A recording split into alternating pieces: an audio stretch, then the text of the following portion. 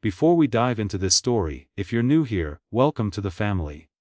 Hit that subscribe button right now. Because every single week we bring you stories that will make you cry, make you think, and remind you what truly matters in this life. And if this story moves you today, and I promise you it will, please give it a like. It takes 2 seconds, but it tells us that these stories are worth telling. Now let's begin. Some people say that the hardest thing a person can do is walk away from love. But I think the hardest thing a person can do is stand in the rain, soaking wet, outside the iron gates of a mansion they were thrown out of 23 years ago. And knock anyway. Not because they need something. Not because they want anything in return. But simply because a mother's love does not know how to stop. Even when every logical part of her mind has told her to let go, to move on, to forget the child who chose a different world. This is that story. And if you've ever loved someone who seemed unreachable, someone whose life took a turn you never expected, someone who built walls so high that even your voice couldn't climb over them, then this story is yours. Keep watching. Because what happens at the end of this story will change the way you think about love, and about what it means to truly come home. 2. Her name was Elena Vasquez. She was 61 years old, and she had the kind of face that told the full story of her life if you looked at it long enough. The lines around her eyes were not from vanity or indulgence, they were from squinting into the sun during long days of work. From crying in dark rooms when no one could hear her, from smiling at strangers when she had nothing left to give but a smile. Her hands were rough and calloused. The hands of a woman who had washed other people's floors, ironed other people's clothes, cooked in other people's kitchens for most of her adult life. She had raised 3 children on those hands. 3 children who each came into the world the same way, small, helpless, needing everything from her. And who each left her in very different ways. Her oldest daughter, Rosa, had married a schoolteacher and moved to a quiet town 3 hours away. They talked on the phone every Sunday. Her middle child, a daughter named Carmen, had gone to university on a partial scholarship, and now worked as a nurse. They saw each other at Christmas and birthdays. But her youngest, her boy, her Marco had been gone for 23 years, not dead she would have known. A mother always knows when her child is dead. She would have felt it like a wound in her own chest, a tearing that nothing could repair. No. Marco was alive. She knew that much. But the life he was living was one she had never been invited into, never been shown, never been part of. The last time she had seen him, he was 18 years old, standing in the doorway of their small apartment with a duffel bag on his shoulder and something new in his eyes. Something cold. Something that had not been there the week before, or the month before, but had grown slowly over years of watching his friends get new shoes and new phones and new jackets, while he wore the same coat 3 winters in a row. Something that had grown from the seed of humiliation and silence, and the particular rage of a boy who loved his mother too much to tell her how angry he was at the world for making her suffer. He had kissed her on the cheek. He had said, "I'm going to fix everything, Mama." And then he had walked out. She had waited for him to come back that evening. Then the next morning. Then the next week. He never came back. Not the way she had imagined. Over the following years, Elena heard things. Small pieces of information that drifted back to her the way smoke drifts under a closed door, impossible to stop, impossible to ignore. She heard that Marco had fallen in with a man named Victor Reyes, who ran a criminal organization in the city. She heard that Marco was smart and ruthless, and that he had climbed faster and higher in that world than almost anyone had before him. She heard, eventually, that Marco himself had become the one people answered to. That he had a mansion on the edge of the city. That he drove cars that cost more than her apartment building. That his name was spoken in certain neighborhoods. In the way that weather is spoken about, not as a choice, but as a force of nature. She did not go to him. She waited. She told herself he would come back when he was ready. She told herself he was protecting her by staying away, that his world was dangerous, that getting close to him could get her hurt. She told herself all the things a mother tells herself when the alternative is too painful to face. But 23 years is a long time. Long enough to exhaust every excuse. Long enough to realize that waiting is itself a choice, and that sometimes love demands more than patience. Sometimes love demands courage. And then 2 weeks ago, Elena had gotten sick. It wasn't the ends were not sending her home to die. But it was serious enough that the doctor had looked at her over his glasses, and said the words that no person ever wants to hear. You need to get your affairs in order. He meant practical things, paperwork, medications, lifestyle changes. But when Elena walked out of that clinic into the gray afternoon air, what she heard was something different. What she heard was, there are things you have left unfinished, and time is not as limitless as you pretended. She took the bus home. She sat in her kitchen and made herself a cup of tea she didn't drink. She looked at the small framed graph on her windowsill. The one of Marco at age 10. Squinting into the sun, holding up a fish he had caught at the lake outside the city, grinning so wide his whole face seemed too small to hold the smile. She made a decision. She was going to find her son. Not to burden him. Not to ask him for anything. Not even to repair what had been broken, because she understood, at 61 years of age, and with a doctor's warning still ringing in her ears, that some things cannot be repaired, they can only be witnessed. She was going to go to him and look at him and tell him what she had needed to tell him for 23 years. And then she was going to leave. She would not make demands, she would not threaten, she would not beg. She was just going to speak the truth that she had been carrying alone for longer than any person should carry anything alone. 2. She found out the address through Rosa, who had heard it through a chain of people, none of whom knew why Rosa was asking. It took 4 days. The address, when she finally had it written on a small piece of paper in her kitchen, seemed ordinary for what it represented. Just numbers and a street name. The kind of thing that told you nothing about the world that existed behind it. Elena did not own a car. She took the bus to the edge of the city on a Tuesday afternoon. And then she walked for 40 minutes. Because the bus didn't go all the way to the neighborhood where the mansion was. She hadn't checked the weather. She had not thought about what she was wearing, or how she looked, or whether this was a good day or a bad day or a convenient day. She was walking because she had decided to walk. That was enough. The rain started about 20 minutes into her walk. It was not a polite rain. It was not the kind of gentle drizzle that people in films walk through with their collars turned up looking wistful. It was a full, cold, heavy rain. The kind that soaks through a coat in 60 seconds and makes the ground slippery and turns the world gray and loud. Elena had a small umbrella in her bag. She almost always did, but when she reached for it, she found that the zipper on her bag had broken sometime in the past week, and she had forgotten to fix it. And by the time she got the bag open, she was already soaked to the bone. She stood there for a moment in the rain, her wet gray hair plastered against her forehead, her coat dark with water, her shoes filling. A younger version of herself might have turned back. Might have taken this as a sign that the timing was wrong, that she should wait for a better day. That the universe was sending a message. But Elena Vasquez had been waiting for 23 years. She was done interpreting signs. She put her broken umbrella back in her bag, straightened her spine, and kept walking. The mansion was set back from the road behind a high iron fence, and was controlled from a guardhouse, just inside the perimeter. There were 2 men at the gate, large men in dark clothes who looked at her with the flat, unreadable expression of people trained to show nothing. Elena walked up to the gate and stood in the rain looking at them, and they looked back at her.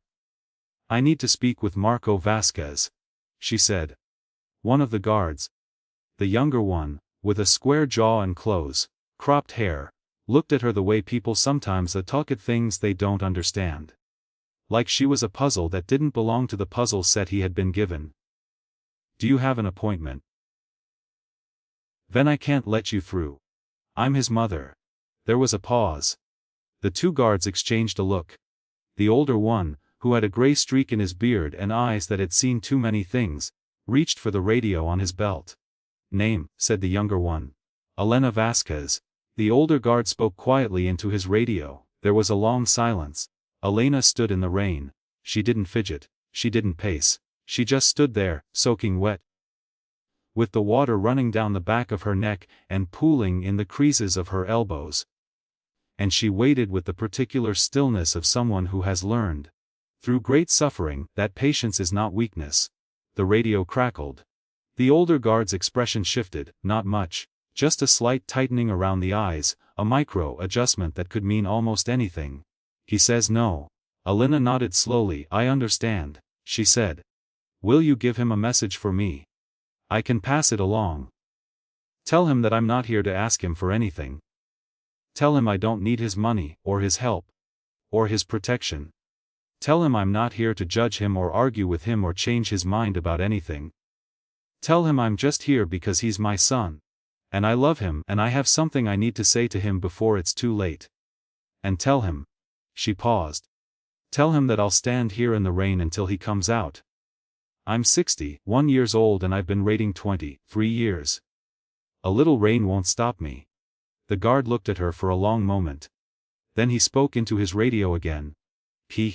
Inside the mansion, in a room lined with dark wood and expensive silence, Marco Vasquez sat behind a desk and listened to the message his guard relayed to him. He was 41 years old. He was not a large man physically. But he carried himself in a way that made rooms feel smaller, a stillness, a containment of energy, the sense that whatever he was thinking, you were only seeing the surface of it. His hair was dark with threads of gray at the temples. His face was angular, handsome in a severe way. The kind of face that might once have been open and warm, but had been remodeled by years of decisions that could not be taken back. He had 3 men in the room with him when the call came through. Associates. Men who reported to him, who handled different parts of his operation. Who had never in all their years of working for him seen him show anything resembling vulnerability. When the guard finished relaying the message, Marco was quiet for a long moment. Then he said, "Tell her to go home." The guard on the other end of the radio paused. "Sir, she says she's going to stay. She's already soaked through. It's pouring out there. Then she can get soaked." Marco's voice was flat. "Tell her to go home." He ended the call. He set the radio down. He looked at the papers on his desk. He did not read them. The room was quiet. His 3 associates, who were not stupid men, found reasons to look at their own papers, their own phones, anything other than their boss's face. 5 minutes passed. Then 10. Marco stood up abruptly and walked to the window. The window looked out over the front of the property, the driveway, the fountain that was off for the season, the iron gates at the far end. The rain was still heavy, turning everything soft and gray. He looked. He couldn't see clearly from this distance. He told himself he wasn't looking for her. He looked anyway. He could see a shape near the gate. Still there, not moving, just standing. He turned away from the window. "Leave," he said to the men in the room. They left without a word. Marco stood alone in the big quiet room. He stood with his back to the window. He stood very still and he breathed very carefully, and he did something he had not allowed himself to do in a very long time. He felt something. When he was 12 years old, his mother had worked 2 jobs. She left for the first job before he woke up for school. She came home between jobs sometimes for 30 minutes, just long enough to make sure there and to check on homework. Then she left again. She came home from the second job after midnight, and she was always quiet about it, because she didn't want to wake them. But Marco had never been able to sleep until he heard the door. He would lie in the dark and listen for the soft click of the latch, and only then would he let himself close his eyes. He had never told her that. When he was 15, there had been a week in the winter when there wasn't enough money for both the heating bill and food. His mother had paid the heating bill because she was afraid they would get sick in the cold. That week, she had eaten almost nothing herself, small amounts. Less than a child should eat, less than nothing, so that he and his sisters could eat. He had noticed. He hadn't said anything. Because he understood that saying something would embarrass her, would strip from her the dignity of the sacrifice she was making. He had eaten his food and said nothing and felt something coil up inside him that he didn't have the words for yet. Something that was love twisted up with rage, twisted up with helplessness. He had never told her he noticed. There were 100 moments like that. 100 moments he had stored somewhere deep and sealed, like documents in a vault he had decided never to open again. Because opening the vault meant feeling everything that was in it. And he had learned a long time ago that feeling everything that was in it made it very difficult to be the kind of man he had become. He had told himself he was protecting her by staying away. That his world was dangerous, and that people who got close to him could get hurt. He had sent money. Always anonymously, routed through channels she would never trace. He knew she lived comfortably now. That her apartment was nicer than the one they had grown up in, that her bills were paid.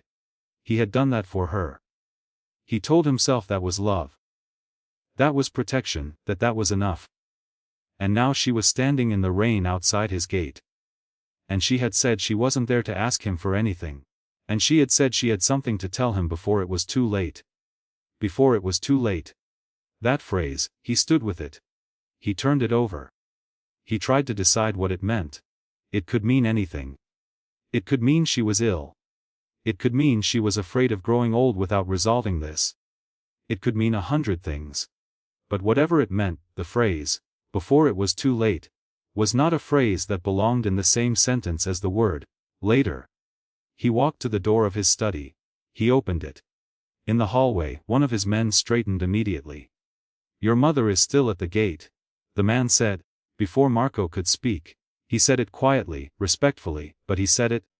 And there was something in the way he said it that suggested he had been waiting for permission to say it for the last 15 minutes.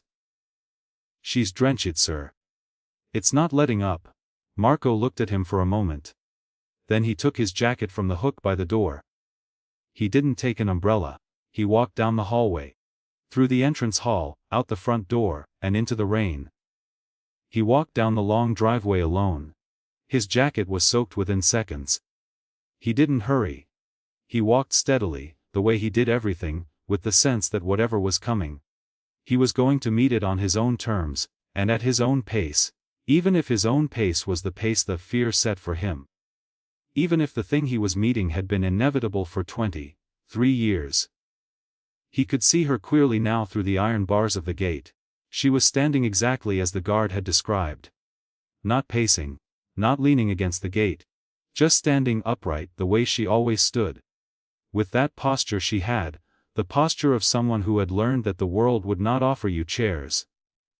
"So you had better learn to stand well." She was soaked through. Her coat was black with water. Her hair was plastered flat. The rain ran down her face and she made no move to wipe it away. She saw him coming. He watched her see him. He watched something happen in her face, not relief, not triumph. Not the vindicated look of someone who has won a standoff. What he saw was simpler and more devastating than any of that. She just looked at him. The way she used to look at him when he was small. Like he was the most important thing in her field of vision. Like everything else was background. He reached the gate. He was 3 feet away from her on the other side of the bars. He looked at her, she looked at him. "Mama," he said. His voice came out differently than he expected. He had expected his own voice to behave the way it always behaved, controlled, measured, revealing nothing.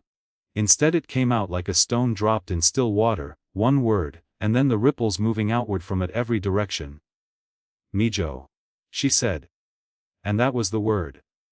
That one word, the Spanish diminutive of affection, the word she had called him since he was an infant. The word that meant my son, but also meant you are small, and I am keeping you, and nothing in the world can change what you are to me. That word undid something in him that had been tied very tight for a very long time. He opened the gate, he brought her inside. He didn't call for anyone. He walked beside her up the driveway and through the front door himself. And he brought her to a room with a fireplace and told her to sit. He went and got towels himself. He came back and found her sitting in one of his enormous chairs, looking entirely herself in it. Entirely unfazed by the scale and luxury of the room around her. Not because she wasn't impressed. But because she hadn't come here to be impressed. He brought the towels and handed them to her and stood awkwardly. because there was no version of this moment in any playbook he had ever been given. She toweled her hair and looked at him. He was still wet too, she noticed. "Sit down, Marco," she said. "You're dripping on your own floor." He almost laughed. He sat down. They looked at each other across the expensive rug. 23 years of silence between them, like a physical thing. Like furniture that had been arranged in the room for so long, that you almost forgot it wasn't supposed to be there. "You didn't have to stand in the rain," he said. "I would have let you in. You told the guard to send me away. But you came out." "I know." She looked at him. "I wasn't sure you would." He didn't have anything to say to that, because the truth was that he hadn't been sure either. She folded the towel in her lap carefully, the way she always folded things, neatly, precisely. The habit of a woman who had learned that taking care of small things was how you managed when the large things were out of your control. She looked down at the folded towel for a moment, and then she looked back up at him. "I went to the doctor 2 weeks ago," she said. His whole body went still. "What kind of doctor?" "A heart doctor. I've had some trouble." "Nothing that can't be managed," she added quickly, and he recognized the tone. The tone she had always used when she wanted to reassure him without lying to him. The tone that walked the careful line between truth and protection. "But it reminded me that I've been waiting for the right moment to do this for 23 years, and the right moment doesn't exist. There is only the moment that's in front of you." He breathed carefully. "What did you want to say?" And here she paused. Not because she didn't know. He understood, watching her, that she had known exactly what she wanted to say long before she came here. That she had probably rehearsed it on the bus and during the long wet walk and during the long wet wait at the gate. She paused because now that she was here, now that she was saying it, she wanted to say it right. She wanted to give it the weight and the care it deserved. "I want you to know," she began, "that I have never, not for one single day of my life, been ashamed of you." Marco looked at her. "Know what you do," she said. "I've always known. Not the details. Not the specifics. But I've known what world you chose, and what that means. And I want to be honest with you. Because I didn't come here to pretend. I don't agree with the life you've built. I worry about your soul, the way only a mother can worry about a thing she has no power over. I pray for you every night. I light candles for you at the church on Sundays. The little church on Delgado Street where we used to go when you were small. Do you remember it?" He didn't trust his voice. "I pray that you're safe. I pray that the people around you are safe. I pray that somewhere inside the man you've become, the boy I raised is still there. Still intact." She looked at him steadily. "I want to tell you something I should have told you a long time ago. When you were growing up, and things were hard. And I could see what the hardness was doing to you. I knew. I saw it happening. I saw you getting angry at a world that kept saying no to us. I saw you watching your friends and comparing what they had to what we had. I saw you carrying things that you'd have to carry." She stopped. Her voice was very steady, but her hands, still folded around the towel, had tightened. "I should have talked to you. I should have sat down with you and said, I see you. I see what you're feeling. I understand why you're angry, and the anger is not wrong. But there are different things you can do with it." I should have said those things. Instead I worked more, and I cleaned more, and I tried to fix our life with my hands. And I forgot that sometimes what a child needs is not solutions, it's just to be seen. She paused. "I failed you in that way. I'm not here to make excuses for it. I'm here to say it plainly because you deserve to hear it plainly. I'm sorry." The silence in the room was enormous. Marco was looking at her with an expression she had not seen on his face since he was a child, unguarded, unstrategized. The expression of someone who has just had a door opened inside them that they had forgotten was there. "Mama," he said. "Let me finish," she said gently. "I'm almost done." He closed his mouth. "The second thing I want to tell you is this. Whatever you've done, whatever choices you've made, whatever kind of man the world says you are," she leaned forward slightly, "you are still my son, you will always be my son. And I love you with a love that does not have conditions attached to it.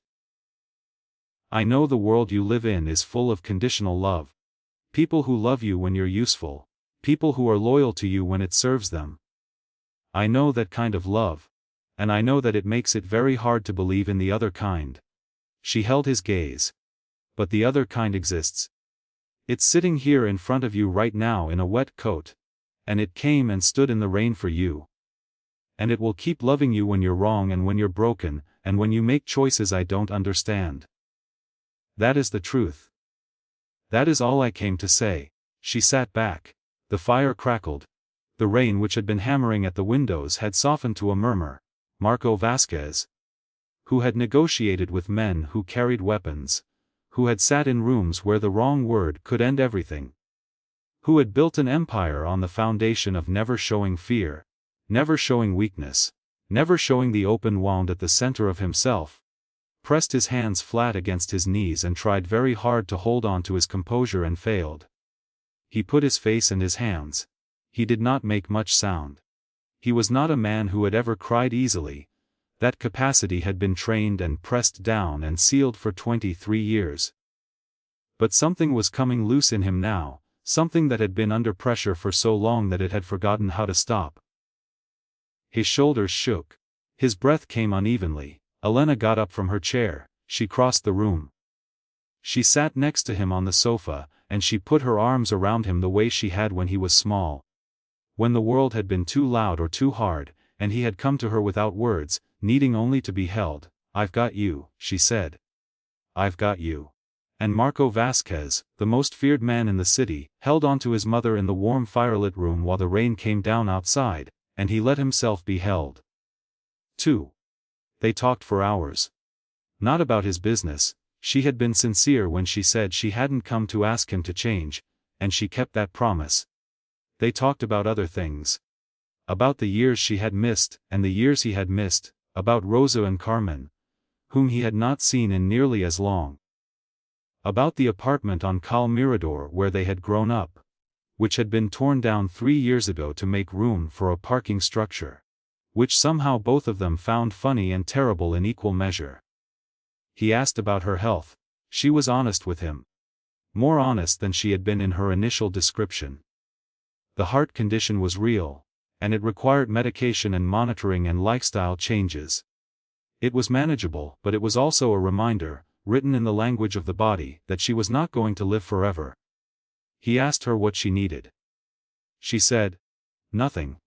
I told you I didn't come for anything." "I know what you said. I'm asking anyway." Then she said, "I would like to see you again. Not here necessarily. Not in this." She gestured vaguely at the grandeur around her. "Production, I would like to have dinner with my son. Somewhere simple. I would like to talk about ordinary things and pretend, just for an evening, that we are an ordinary family." He was quiet for a moment. Then he said, "Next Sunday." "Next Sunday," she agreed. He drove her home himself. She had not expected to be handed off to a driver, escorted politely, deposited back at her ordinary life from the comfortable distance of a man who managed everything and experienced nothing. But Marco took the keys himself and drove her home through the wet city streets. And they talked the whole way about nothing in particular. About a restaurant that had opened near her apartment. About a film she had seen recently. About nothing and everything. The ordinary currency of two people who are learning each other again. When he pulled up outside her building, he turned off the engine and sat for a moment. "Mama," he said. "Yes." He looked at his hands on the wheel. "When I left, when I walked out, I told you I was going to fix everything." He paused. "I told myself I was doing it for us. For you. So you wouldn't have to work so hard. So we wouldn't have to go without." He paused again. "But that was only part of it. The other part was, I was angry. I was so angry at everything, and the anger felt like power. And I didn't know the difference yet between power that builds you up and power that hollows you out." He was still looking at his hands. "I chose the wrong road. I know that. I can't undo it. I can't walk back out of the world I walked into. But I want you to know that I never forgot you, not for one day. I never forgot what you sacrificed. I never forgot the coat, the heating bill, the midnight sounds of the door." He looked up. I never told you I knew about those things. I should have. Alina looked at him for a long moment. You were a child, she said. Children shouldn't have to carry things like that. But I did. Yes. She reached across and put her hand over his. You did. And you carried them in the only way you knew how. And now we're here. She squeezed his hand. Now we're here, Marco. That's enough for tonight. He nodded. He got out of the car, and came around to her side and opened the door. And walked her to the entrance of her building, the way he had seen men do in old films when he was small. Not because she needed the help but because he needed the gesture. And at the door she turned and looked at him one last time. Sunday. She said. Sunday. He said. She went inside. He stood on the wet pavement outside her building for a long time after the light in her window came on. He stood there in the cold, and looked up at the light, and he felt something he had not felt in so long. That he had almost forgotten it had a name. He felt like somebody's son. Sunday came. He had spent the week doing what he always did, managing, directing, deciding. The machinery of his life moved with its usual grinding efficiency. Nothing had changed on the surface. And yet everything had changed, in the way that only internal things can change, invisibly, profoundly, permanently. He had called Rosa. That phone call had been harder in some ways than facing his mother in the rain, because Rosa had opinions, and she expressed them. And she was not wrong about any of them. She had been angry with him, a 23-year backlog of anger. Delivered with the precision of an oldest sister who has watched her mother love someone from afar for longer than anyone should watch such a thing. He listened. He did not defend himself. He said he was sorry. He said it more than once. By the end of the call Rosa was crying. By the end of the call he was too. She said she would talk to Carmen. He said take your time. She said don't disappear again. He said I won't.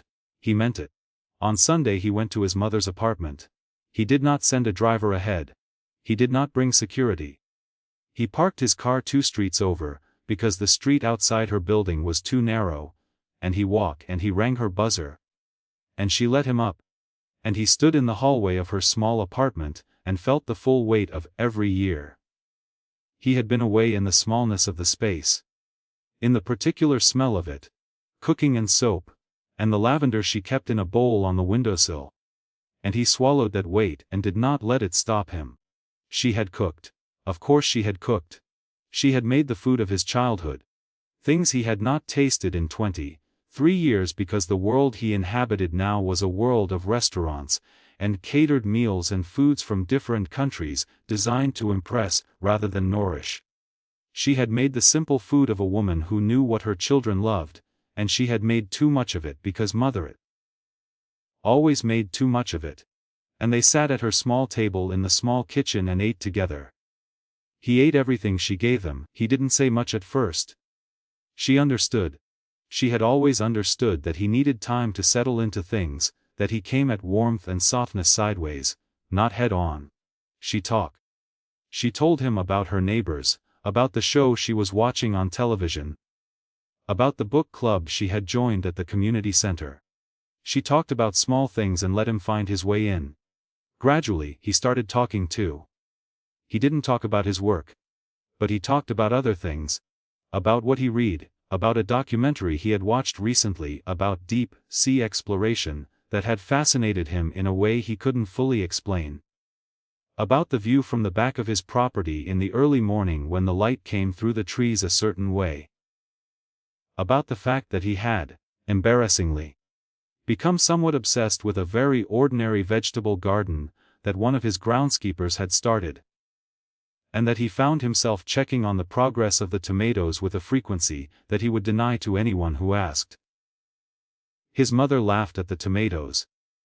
It was a real laugh, the laugh he remembered from his childhood, the laugh that sounded like it started somewhere deep, and came up through her whole body. He felt something loosen further in his chest. After dinner they sat in her small living room. The photo on the windowsill, him at 10, holding the fish, was there. He looked at it for a while. I didn't know you kept that, he said. I kept everything, she said simply. He reached over and picked it up carefully.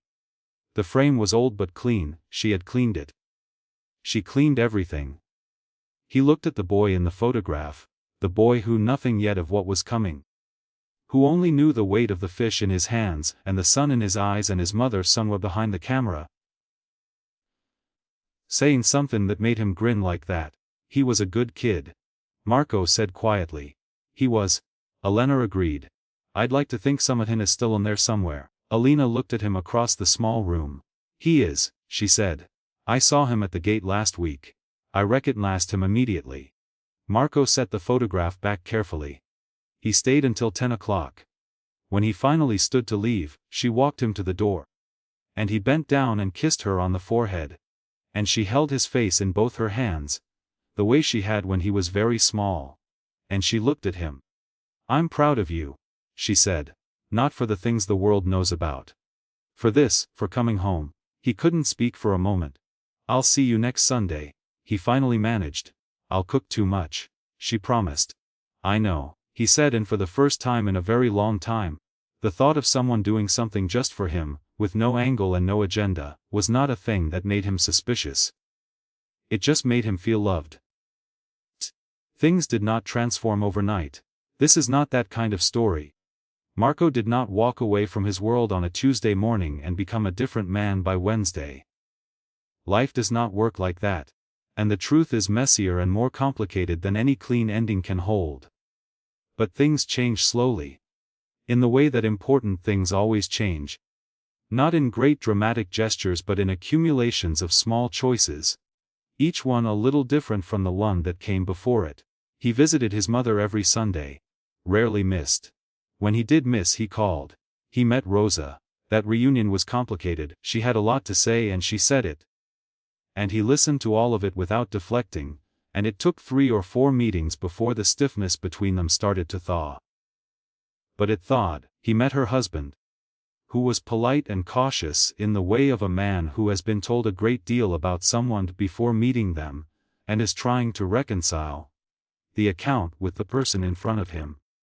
He met their children, his nieces, who were 9 and 12, and who had not known they had in Marco until recently, and who had decided, in the way of children everywhere, that he was interesting and somewhat strange and therefore worth investigating. The 9-year-old asked him, within 5 minutes of meeting him, if he was a bad guy. He looked at her for a moment. He considered a number of different answers. I've done some things that weren't good, he said finally. I'm trying to do better. She seemed to find this acceptable. She went back to her book. He met Carmen at Christmas. That was harder. Carmen had a scientist's precision in her sadness. And she named each hurt with the accuracy of someone who had spent time locating each one exactly. He sat with it. He did not minimize it or argue with it or try to make it go away. He said, "You're right." He said, "You're right." He said, "I'm sorry." He said it enough times that eventually it began to mean something, the way repeated things sometimes stop being rote and start being real. Alina watched all of this from the center of it. She watched her family knit itself back together, imperfectly, asymmetrically. With gaps and uneven places where the years of separation had left their marks. She watched her son navigate the foreign country of ordinary family life, with the careful attention of someone who knows they are new to a place, and is trying not to make the wrong moves. She watched him learn how to simply be present, which was harder for him than anything else. Not performing, not managing, just being there. She lit her candles at the church on Sundays. She no longer lit them only for his safety. She lit them for his peace. 8 months after the night in the rain, Marco did something that surprised everyone who knew him, which was the point. Because by then he had become, in his own private way, interested in surprising the version of himself that the world had decided was fixed and final. He reached out, through legitimate channels, to a nonprofit organization that ran educational programs in the neighborhoods where he had grown up. He did not announce it. He did not make a show of it. He made a significant donation, anonymously, earmarked for scholarships for young people who needed help with university tuition. He structured it carefully, so that the money could not be traced back to him. Because his name attached to such a thing would have created complications that would have helped no one. He told only his mother. She cried. He told her not to make a big deal of it. She made a big deal of it. "Marco," she said, "a boy from Cal Mirador is going to go to university because of you. A boy like you were. You think I'm not going to cry about that?" He let her cry. He didn't say anything. But when she wasn't looking, he pressed his lips together in an expression that was very close to a smile. 2. Elena's health improved enough that her doctor reduced one of her medications and told her, with some surprise, that her numbers were better than they had been in years. She told him she had been sleeping better and worrying less. He wrote something in his notes and told her whatever she was doing, she should keep doing it. She kept having Sunday dinners. She kept going to her book club. She kept lighting candles at the church on Delgado Street. The little church where she and her children had gone when they were small, where the priest was now a different priest but the smell of incense and beeswax and old wood was exactly the same. One Sunday in April, Marco came to dinner and brought something with him, a small item wrapped in tissue paper. Slightly awkwardly wrapped in the way of someone who does not wrap things often and has not asked for help. He set it on the table without comment. She opened it. It was a framed photograph. He had found it somewhere, had clearly spent some effort finding it. It was a picture of all 5 of them, her and the 3 children, taken when Marco was about 7 or 8, at some kind of street fair or festival. Elena was in the middle with all 3 of them around her. Rosa had ice cream. Carmen was looking at something off camera. Marco was looking directly at the lens with that expression he'd had at that age, serious, watchful. Slightly older than his years, but also unmistakably a child, unmistakably loved. Elena looked at the photograph for a long time. "Where did you find this?" she asked. "Rosa had it," he said. "I asked her for a copy." Elena set the photograph on the table and looked at it. Then she looked at her son. Then she pulled him into a hug that he did not resist, that he returned, that he held for longer than he might have expected himself to. "Thank you," she said. "Thank you for not giving up on me," he said into her shoulder. She pulled back and looked at him. Her eyes were bright. "Give up on you," she said, with a tone that suggested this idea was so fundamentally absurd that she could hardly find the words to respond to it properly. "Marco, you are my son. The day I give up on my son is the day the sun forgets to rise." She shook her head. "Don't be ridiculous." He laughed. It was a real laugh. Not the controlled, measured sound he used in professional settings, but something rougher and more genuine. Something closer to the laugh she remembered from when he was a boy. She liked it. She hoped to hear it more. There is a thing that people sometimes say about love, that it is unconditional. They say it easily, reflexively. The way people say many true things without fully reckoning with what the truth costs. Because unconditional love is not easy. Unconditional love means loving someone through the conditions. It means loving someone when the conditions are their choices, their failures, their distance, their silence, their absence. It means showing up at the gate in the rain, when every voice in the world would say that you have been gone long enough. That you have been patient enough, that this person has forfeited your love by their neglect. Unconditional love means deciding that none of those conditions are enough to stop the love. It means that the love is not a transaction, not a reward, not a response to good behavior.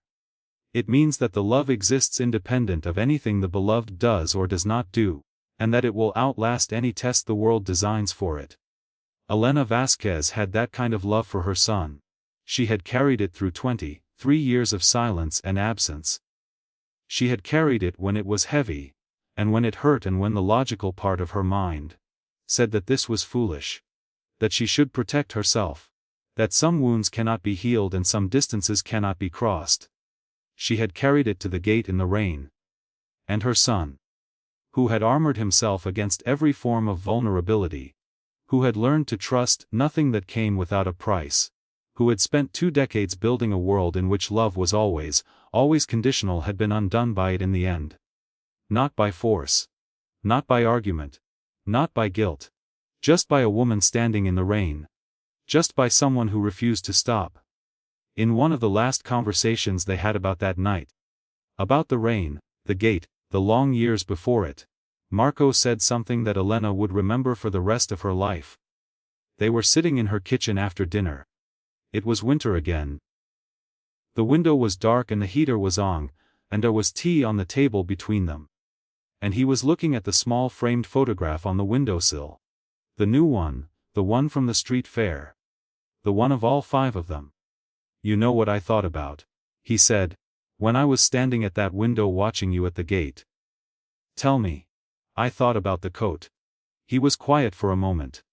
"You wore the same coat for 7 years. I watched it get more and more worn. I watched you pretend you didn't notice it was worn. I was so angry about that coat. Not at you, I know it wasn't your fault. Just at the situation. At how hard you worked and how little you got back." He looked at his hands. "And then I built this life. Everything the coat represented: the security, the money, the ability to never worry about what anything costs. And the whole time I had all of it. The one thing I wanted to do with it was buy you a new coat." He paused. "And I couldn't, because I decided the only way to protect you was to stay away from you." Elena was quiet. "I should have just bought you the coat," he said. She laughed softly. "You can still buy me the coat." "I already did," he said. "It's in the bag by the door. I didn't know how he did it to you without making it weird." She looked at the bag by the door. She shook her head slowly. She looked back at him. "What color?" she asked. "Dark green. The woman at the shop said it was a good color for you. I described you and she said dark green." "She's right," Elena said. "I've always liked green." She got up and went to the bag. She took out the coat and held it up. It was beautiful, simple but elegant. Well made, the kind of thing that would last. She held it for a moment, and then she put it on right there in the kitchen over her house clothes. And she stood up straight in it the way she always stood up straight, and she looked at her son. "How do I look?" she asked. He looked at her for a long moment, his throat moved. "Like my mother," he said. "If you made it to the end of this story, I want you to pause for a moment. Just breathe. Because this story, though told as a narrative, though populated with characters, is really about something that belongs to all of us. It's about the people we have kept at a distance for too long.